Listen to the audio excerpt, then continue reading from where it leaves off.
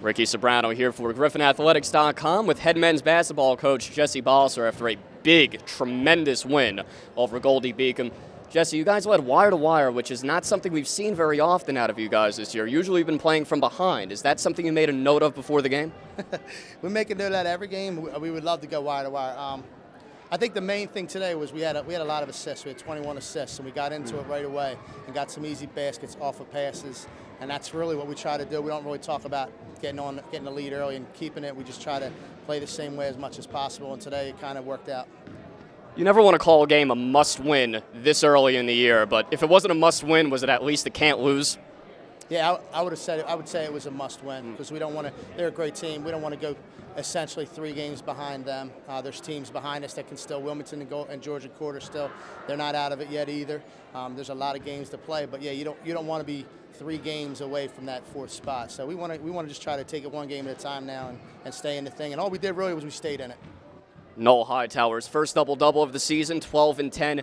Very aggressive early on. He does all of the little things. Is it nice to see him get rewarded sometimes on the stat sheet? Absolutely, yeah. That was great. That was the first thing that I noticed when I looked. I saw he had 12 and 10, and I forgot where he scored all his points, but I remembered early on he had like 3 or 4 layups early in the game, and that's big for us. I'm happy for him. He brings a lot of leadership for us. He's the guy we kind of look to be a voice, and he plays great defense and brings a lot of energy, so I'm happy for him. Doc P. Yuljep started his 2nd game in a row. Didn't have his best scoring output game, but did a lot of little things, battled on the boards, got some steals.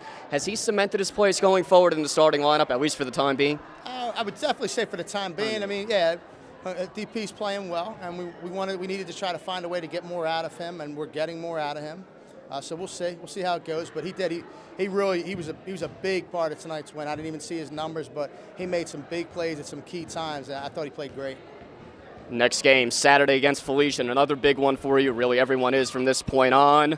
Give me a little look at Felician, and how do you carry this momentum going? Very athletic team that's very good. You know, they're a good team at home. And at the end of the day, we haven't won 2 games in a row yet. So it doesn't matter who we're playing, the top team in the league or the last place team in the league. We need to get another win. So we'll be ready for Felician. They'll be ready for us. It'll be a huge game for us on Saturday.